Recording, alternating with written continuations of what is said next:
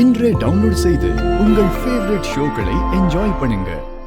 ஏண்டா நல்ல காரியம் தானே பண்ணிட்டு இருக்கோம். இப்ப அவளை பத்தி எதுக்கு பேச்சு? நம்ம லைஃப்ல எவ்வளவு முக்கியமான கேரக்டர் அவங்க. நமக்கு இது நல்லது, ஆனா அவங்களுக்கு அது கெட்டது இல்ல.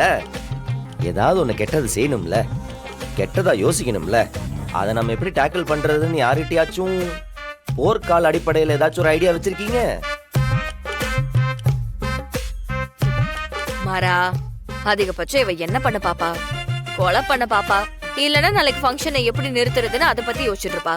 கரெக்ட் தான், நம்மள நம்ம பாத்துக்கலாம். ஆனா கடையில பூந்து சரக்க திருடலாம், இல்லன்னா அந்த அன்னைக்கு பட்டாசு கடையில தீ வச்ச மாதிரி ஏதாச்சும்.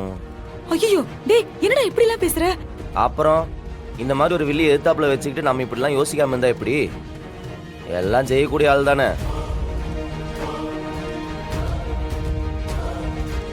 கடையில் ஒரு ஆள் சேஃப்டிக்கு இருக்கிறது நல்லது. நான் இருக்கேன், நீங்க எல்லாம் வீட்டுக்கு போயிட்டு காலைல வாங்க. காலையிலயா? மாமா, வள்ளியம்மா காலையில 4 மணிக்கே கோயில பூஜைக்கு சொல்லிருக்காங்க. நீங்களும் கார்த்திக்கும் காலையில அங்க போயிட்டு வரணும். ஆ? ஆ, ஆ.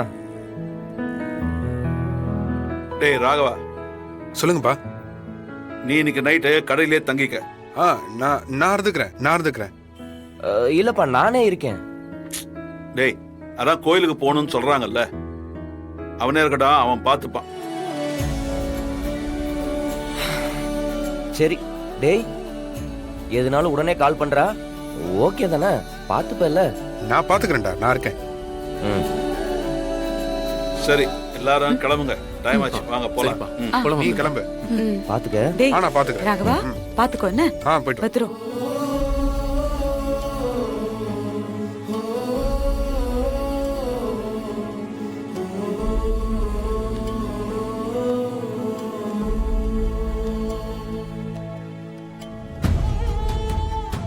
சீக்கிரமாவே நான் உன்னை மீட் எடுத்துறேன் காவேரி.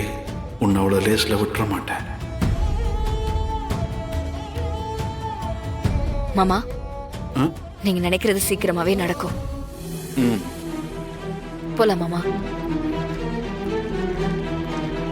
பாத்து போங்கப்பா. டேய், பார்த்துக்கடா. சரிப்பா.